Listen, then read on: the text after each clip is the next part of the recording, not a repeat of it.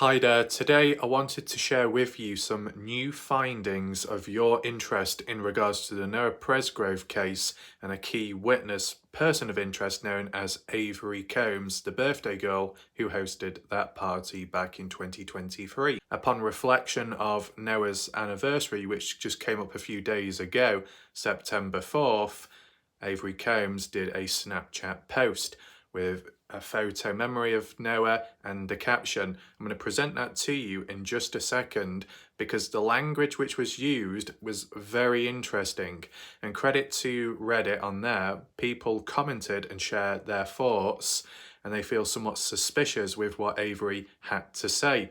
We're going to get to the comments section later, so make sure to stick around for that. For those that are watching this live premiere right now, share your thoughts in the live chat box on the right hand side of the screen. And if you want to leave your comments after watching this video, let me know what you think down below under the video in the comments section, where you'll also find a pinned comment by me if you do want to support this channel. And if you just simply want to catch up on the latest news and coverage on this case and you've missed out on previous videos, just click top right corner of the screen where the I symbol is. You'll be able to find it there with the full playlist.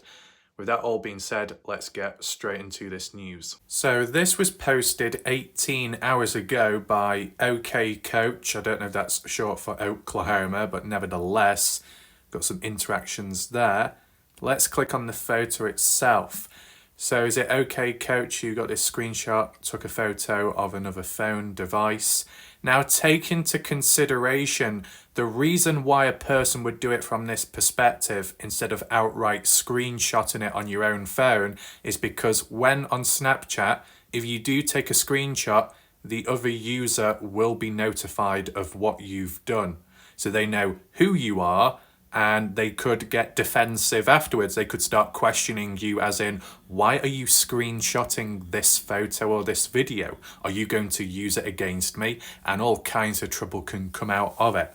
So other people do the backdoor approach in which they just get another phone and take a photo of their main phone device, as we see here.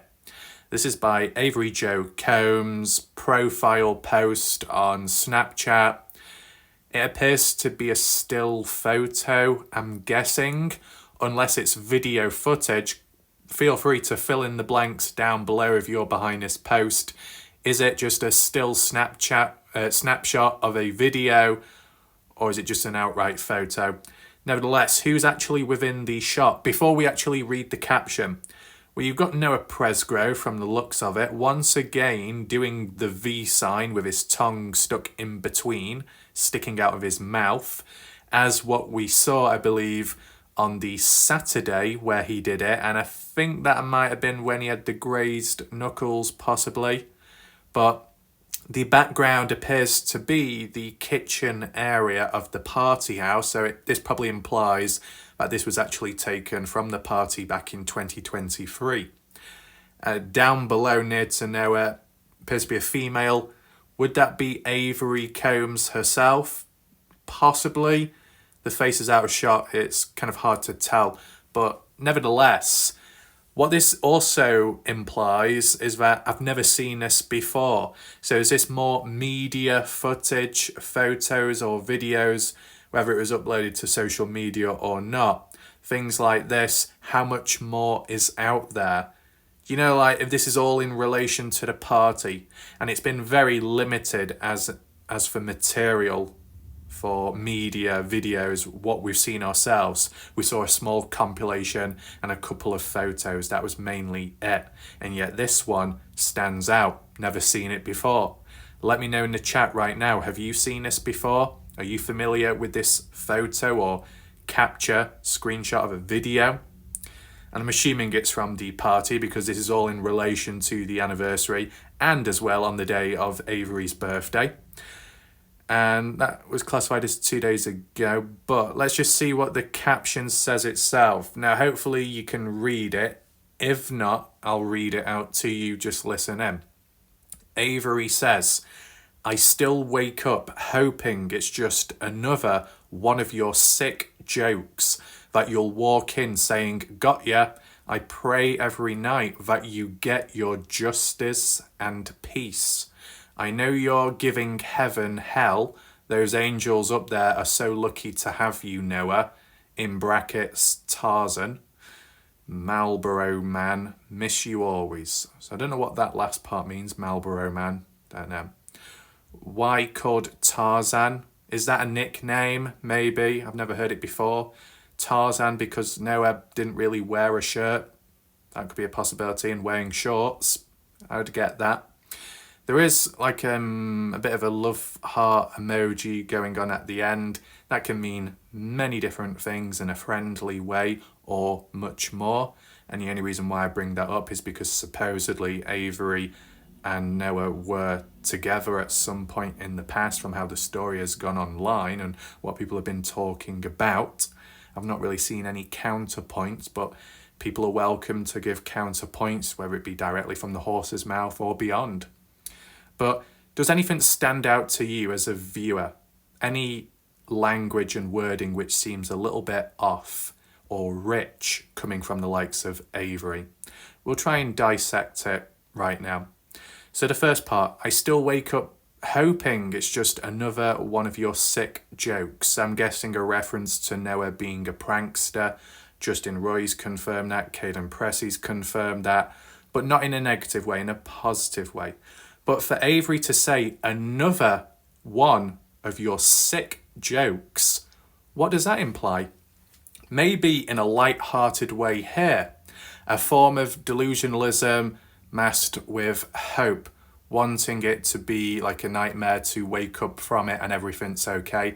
That's normal behavior, reactions and feelings people would have, as you know, shown by Avery. We saw it within the Dylan Rounds case where even though early on and just getting on a bit, I think coming up to the first anniversary of Dylan Rounds back then in 2022 onwards, that realization kicking on in, but still hoping that when it came to Dylan's next birthday when he wasn't here anymore, that he would just walk on in and, you know, say where he's been. And there was a level of genuine hope there, but you know, the dark reality was creeping on in with time and they accepted it. So that can be happening here too with Avery, a little bit in denial, hoping for a better outcome, but it won't be. But to say sick jokes, what other type of sick jokes did Noah pull off and how bad were they? Did Noah do any sick jokes at the party with the wrong people, wrong place, wrong time, maybe with some strangers that took it the wrong way? Is that a possibility? The next part that stood out to me when Avery said, I pray every night that you get justice and peace. To get that justice would equal a form of closure, maybe to oneself and soul, but also beyond the family, which then leads to a form of peace, possibly healing, moving forwards, but still being able to honour and remember Noah. So I understand that process, but it's just very interesting to say, I hope that you get your justice. And that's on behalf of what Avery is talking about. And people would argue Avery has a responsibility there. And we'll get to that in just a second. But just before I do that, I just wanted to focus on the theme of justice in general. How does it apply within this case? Well, reality is, the reason why people, whether it be friends or family members and those beyond, are fighting for justice in Noah's name is because at this moment in time and from the beginning of the case and how it all unfolded, there was a form of injustice. When there's injustice, there needs to be justice brought to light. And that can be in many different ways, such as when there's injustice, there is foul play, bad things going on, people responsible in the background, whether they be already known of or unknown, and it's trying to find out who's responsible and who knows what. But then the next part is trying to get a hold of them for him to be arrested or apprehended. Then it can go to court, cases, evidence against them, maybe found guilty, sentenced to a certain number, and then taken down to prison, jail, whichever one you want to call it in America. And then that would be a form of justice. I mean, you would have seen it in the Dylan Rounds case, best example, treated as foul play early on and eventually treated as a homicide case and criminal investigation. Whilst yes, it was really dragged out and there's a lot of incompetence, Brenner was eventually apprehended on other stuff, but then the other charges were then put onto Brenner, the aggravated murder, first degree I believe it was, and the desecration. And whilst with time and the eventual plea deal ended up reducing or dropping certain charges, there was still a formal procedure there, but there was always a consistent focus in maintaining and getting that justice deserved in the name of Noah, and for the family to get that closure so they could heal and move on without looming over their head for the rest of their life. And then the one who was responsible to be taken away, so they're not a threat to anyone else out there. So when you apply it to the Noah Presgrove case, is it that simple? Not as simple when you come to the formal process, because the reality is this case isn't exactly being treated as a criminal investigation. And as for the cause of death, officially it's unknown of. The time of death, officially unknown of. So where do you go from there? There's a lot of boxes that need filling in, the most important ones. Now, early on in this case, 2023, I believe it was a Facebook or Twitter post by the Highway Patrol, were treating it as some kind of homicide traffic case. So homicide, that's a start, criminal, following through. Did they? I don't know, it kind of went quiet and it's gone flat ever since. So there needs to be like a kick up the rear end somewhere, or some kind of evidence, hard-hitting facts to come on out which reinforce it being a criminal investigation, to bring back the true focus and attention by certain authorities, and maybe strong enough leads to get the FBI to step on in. So then it will be officially known as pure justice for Noah. I mean, people already know there needs to be a form of justice in the eyes of the general public and the family. And from the looks of it, certain partygoers, as seen by Ken Pressey, but more interestingly as today's topic, Avery Combs, because she's outright wishing that Noah does get the justice. And to say that she prays every night implies a great deal of passion, and really reinforcing that when there's a form of justice needed, that's because there is currently injustice, and with the death of Noah basically equals foul play, which equals a criminal investigation. So in a way, Avery Combs believes that the Noah Presgrove case is a criminal investigation. Now I'm going to be honest with you, I'm not fully aware her stance as for the cause of death of Noah, just like a range of other party goers. I mean, when it comes to the mother, Stevie Howard, she's been quite vocal as what she thinks is the case, being a hit and run, and Jack Newton as well to an extent, and it's gone on and on and on. Yet it was the police early on that ruled them out.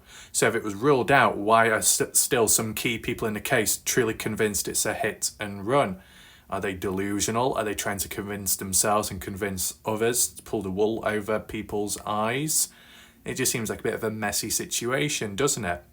But with Avery implying that there is a form of foul play and justice needs to be served, it's kind of very blind of Avery to say all that, when in the eyes of the general public, they believe that Avery plays a role within it all, the justice factor. That people out there will say Avery is the injustice in the case, the problem, because of being the catalyst, the host of the party which brought everyone together of different age ranges, and then those other strangers on the Sunday, all the whilst buying and distributing alcohol at the party to underage people as well, which basically broke the social hosting law rules. And when things like that are broken, people need to be held accountable and supposedly arrested and can serve up to 5 years, from what the petition said in recent time, and locals and extra additional people. Not everybody sees eye to eye, but supposedly certain family members agree with that petition as well. So, you know, like when you say that's so rich for someone like you to say this? What gives you the right to wish this or that upon someone? Does Avery Combs have the right to speak on behalf of Noah and wish for justice when she is supposedly, in the eyes of other people, part of the injustice? That justice can only ever be reached when the speaker of it is taken in themselves, as we see on screen. That's how you could look at it. Are there any counterpoints? I'll think about that. But let's just see the comment section. What do people have to say? Do we have an option for all? Or we'll just do the newest. Lucky Scientist, new person I think, saying guilty conscience. What, is that by what they've said in that Snapchat post caption? But I didn't see too much emotion expressed in a certain way. It's kind of like stating the obvious. You wish and hope for this and that, as you'd expect, and then honouring Noah as like what people normally would do. Bit of a positive message. I understand that. But is there any more to it? Is anyone overanalyzing it? What does Boss Babe have to say? I hope she has nightmares every night she still breathes because she's the initial cause of Noah's death. She has no idea how much Noah's family misses him too. So, indirectly, what Boss Babe is getting at is whether Avery is being a complete hypocrite, whether she's aware of it or not. Talking about justice, yet you're part of that within the process of being taken away and arrested. But Avery may never see it that way or even think about it, so really blind and ignorant to the truth. That's not coming from my mouth. That's what other people are saying or trying to get at. Death stories. Has anyone considered that best friend or more, implying Jack Newton, may have accidentally or deliberately hit Noah with the side-by-side? That would definitely hit different than a car or truck. ?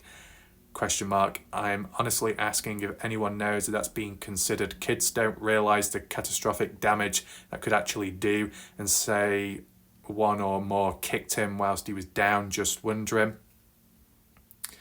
Joe, a side-by-side might hit differently, but being hit by any type of vehicle should result in injuries below the belt, the legs. True. He only had minor injuries there. If you look at this side-by-side, if hit from the front of the impact would most likely be below the belt. And wouldn't there be maybe a bit of damage done to the side-by-side, visible damage?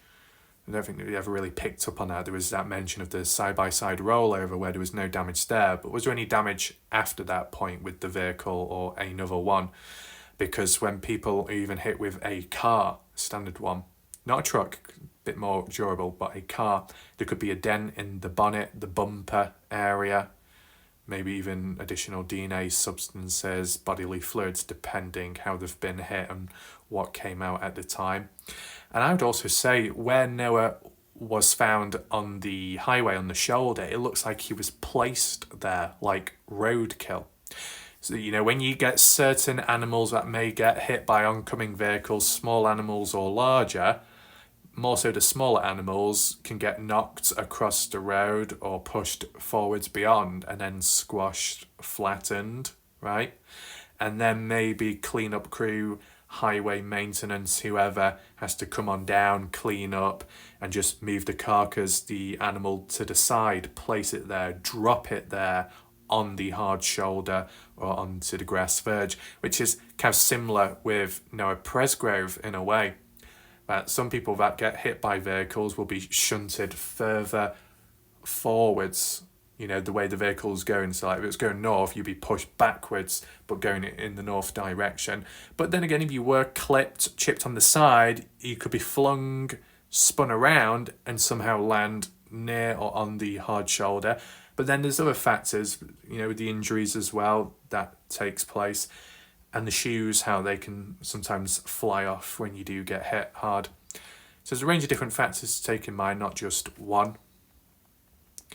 Gold says, well, part of the justice begins the minute she is in prison, but she doesn't want to talk about that, does she? Puzzle, what's that saying? Orange is the new black. Green, she knows something. Blonde, I'm sorry, but if everything was just an accident, why would Noah need justice? Someone knows something. True. Now, me personally, I wasn't aware of Avery's stance on the situation. Stevie Howard, Jack Newton have been quite vocal towards the idea of a hit and run. And at the end of the day, a hit and run can be treated as a form of criminal investigation because you've outright hit someone, you didn't check to see if they were okay, you didn't call into the police, you just decided to drive on. So you can get in trouble for that. So what does Avery think for the cause of death? This is just a theory, that's all, because I don't know the full story. If Avery at any point said, oh, it must just be an accident, it was an accident somehow, an unfortunate tale of events, well, there wouldn't need to be justice if it's an accident.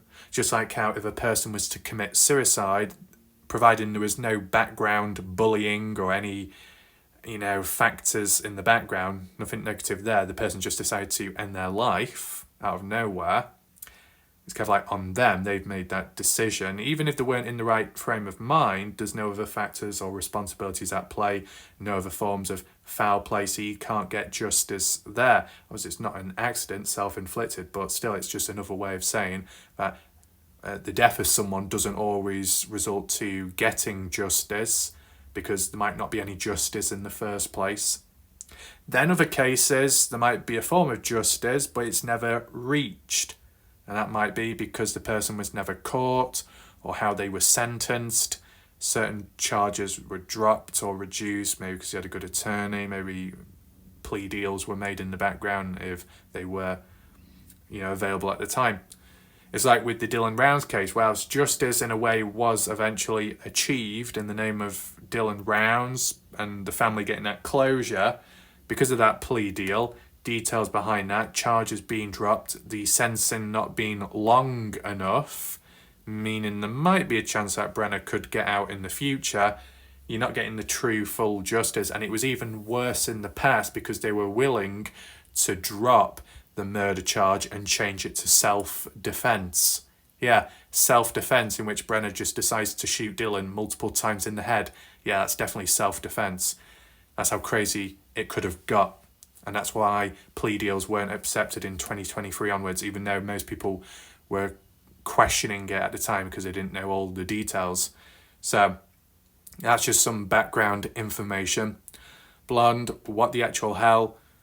Fuss, in quotes, get your justice is crazy wording on her part since she shares a form of responsibility. And Excellent says, right, she is the party host that needs to be charged with that crime. With taking everything into mind, what we've looked at today, I thought I'd just share my thoughts on the matter, my own opinion. Firstly, do I believe that there is justice to be obtained and reached within this case? Yes, due to how it's gone, how Noah was found, where he was found, and the before and after changes too. Certain evidence items missing or being moved on, like golf clubs, shorts, being moved about at least. The hat, wallet, unknown of. Golf clubs, unknown of. The behaviour, reactions and actions of those key witnesses and party goers, and some stories switching and changing drastically still to this day.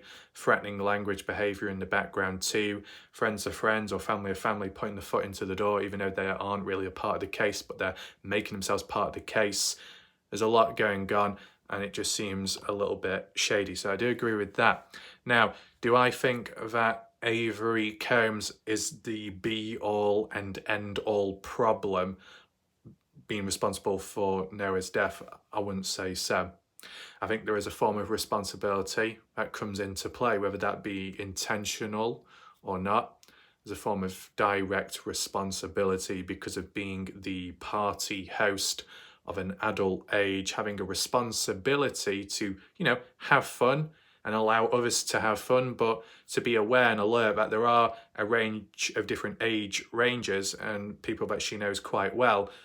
And if you know them quite well, you should know that they're underage to be drinking under the age of 21. And then you've got some 15, 16-year-olds. Obviously, you can't babysit everyone and anyone, but normally when you do have a party, it will be with those that you know of, close to friends. So you should be aware of their age ranges, what they can and can't do, when is it appropriate and not. Maybe early on in life, up to a certain age, teenage range, people you're going to be friends with and invite to a party will be of the same age to you. There might be a few months or a 1 year age gap pushing it, but you tend to be of the same age. When you get to full-on adult age, 21 and above, because of where you're going, because you're probably working or certain environments you're in, more variety of age ranges, aren't you? So you might be people who are friends 10 years older or 10 years younger within the appropriate nature. But with Avery being 22 at the time, yet being friends with people much younger than her, but that's just how they grew up in the past. It's understandable, but when you've got that long-term understanding, then you should know what you can and can't do when following rules and laws. But take in consideration, maybe the mindset is, oh, we're young, it's not going to cause any harm or damage in the moment, and kind of got in trouble in the past, slap on the wrist, no one's going to do anything to me anyway, no one's going to know about it anyway, so who cares, this and that. But it's just interesting how Avery doesn't separate her other friends, whether they're closer or not, of her own age and a bit above, no separation from them to the ones that she knows for a long time of a younger age. I mean, the most ideal situation, which could get rid of the heat levels and maybe social host laws not broken, is if Friday and Saturday had the party with her long-time friends of a younger age, as in adult age but under the age of drinking, no alcohol served then. And then when Sunday, Monday came about, the people under the age of 21 were told to leave, and then she invited her friends over of her age and above who are strangers to the regulars.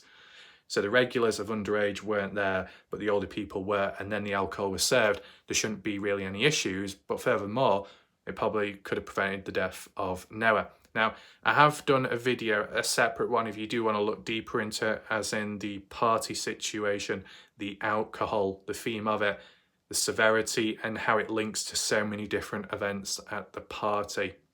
I mean, correct me if I'm wrong, let's just say in a different scenario that Noah and everyone else that was at the party was 22 years old, same age as Avery Combs, but still the same fate happened with Noah, death and where he was found, etc. And all the actions the same too as for the timeline of events and what went on beyond. Would there be any social hosting laws broken there if everyone's of the correct age to be drinking alcohol? What about the firearms though? Can you get done for that? Being in possession of firearms at a party whilst being drunk but of the right age to drink? Does that come under any rules or laws there? Because would people still try and put the blame on and the responsibility onto Avery in that situation? I know that situation hasn't happened, never did happen, but it's just to try and understand the reasoning ability of the majority of people out there. It'll be interesting to see if people misunderstand this video and assume that I'm defending or protecting Avery Combs, and then people start saying that I'm being paid off by the Howard or the whatever family out there. We'll see how things go with that, because you do get some dumbed down humans and dense one-dimensional tunnel vision like mentalities, which really isn't helpful in a case. But what I'm thinking is, the party, you can't demonize or blame someone for having a party. If it's your birthday as well and you're celebrating, you should be allowed to do that. But the alcohol factor, when you get a hold of it, you've got a responsibility as to how you use it and where it goes. And if you're fully aware that the people around you are of not quite the right age, should be taking that into mind, but didn't seem to be the case. But I guess in the moment, you're not going to be thinking of all the responsibilities and consequences for your actions. So that's understandable in the moment. But as for afterwards, when maybe you got to take accountability, I'm guessing Avery hasn't. But has she ever acknowledged or disagreed with it? So like when people online say Avery's responsible for the death of Noah, people can be quite bold with those claims. I haven't said that, but other people have. What would Avery say in response to it? What would Avery say in response to that petition? Has she ever spoken out about it? Because if there was a form of, defensiveness and resistance and no reasoning ability, you could say that's a bit problematic. You can excuse the person in the moment at the party and maybe a day afterwards because it's quite fresh. You're trying to have fun, you're blocking out other things, you're not going to take accountability in the moment. Maybe some might, but just at the time. And sometimes the excuse of, oh, but we're young, we're of a young age, we're living life. That can be another excuse at times as well. But then once the dust has settled, you let things sink in, you reflect back on what caused what. Well, a party was an enabling factor as a gathering point where a lot of people collected together of different age ranges. Then the introduction of alcohol distributed out recklessly. But it was said, at least from discussions, that other partygoers brought their own alcohol. So it does make me think, if Avery tried to be responsible and didn't give out alcohol to anyone of the wrong age and was quite restrictive with it, if other partygoers brought or snuck in their own bottles of alcohol, would Avery still get the blame for those social hosting laws? Because, like when you've got an event, an arena, a concert, and they might pat you down or say, do you have any drinks on you? You need to get rid of them now, dispose of them. You're not allowed to take them on in. If people did take them on in, where does the responsibility lie on who's at fault if anything bad does happen or escalate because of those individuals that decide to get drunk at the event, the gathering, when the actual event or organisation doesn't prohibit alcohol or certain types of things? Who gets the blame then? Do you have to literally pat people down, scan them, ask them, interrogate them? Have you snuck any alcohol in? Do you have anything hidden in that flask or in that purse? That banana, what you have, there's no little straw or device in it which may have any forms of alcohol. What's the deal there? Once again, a situation that didn't happen in this case, but if it did, what would the reasoning ability be? And would Avery still get the same level of blame, yes or no? But overall, in terms of how she was speaking and reflecting, you can say one positive is when it wasn't a prediction, it was just more of, I wonder what will happen. Will it be quiet when the anniversary comes about, consider it's the day of Avery's birthday, or will there be some kind of acknowledgement and reflection? And it turned out there was reflection. Some people have argued because it's a form of guilt. But do I see guilty language there? No, I'd say I see a form of blind language where they're saying and acknowledging that there is a problem. It needs to be fixed. They hope it can be fixed, but what they don't realise is they're part of the problem. And if they never acknowledge it, nor take action, then it may never really be solved, and then you're just left scratching your head. You get what I'm saying? There's so many different examples I could give, but I can't pinpoint one clear one at this moment in time. But me personally, I don't think Avery Combs is the be-all and end-all of everything with Noah's death. Let me just make that very clear.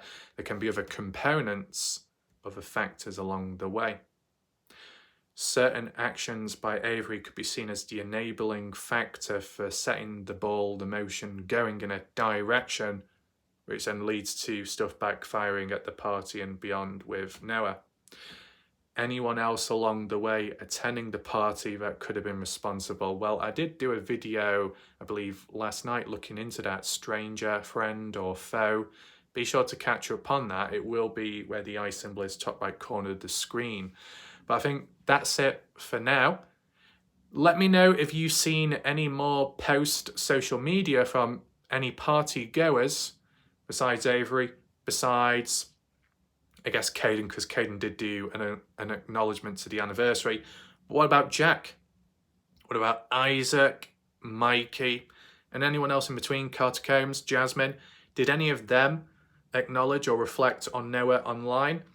Take in consideration, you can't expect everyone to do it because not everyone might want to do it publicly. People may do it privately in the background, like how the family of Noah Presgrove when acknowledging, honouring the 1-year anniversary on the surface public level online, it might not come across that they care or do anything, but they may care a lot. And I'm talking in general, I'm not talking about anyone specifically. But maybe people have a slight expectation for those partygoers to be quite vocal online when they have been in the past, and when they were definitely posting a lot from the party at the time. Why now are they quieter? Is that a form of guilt? Is that a form of suspicion?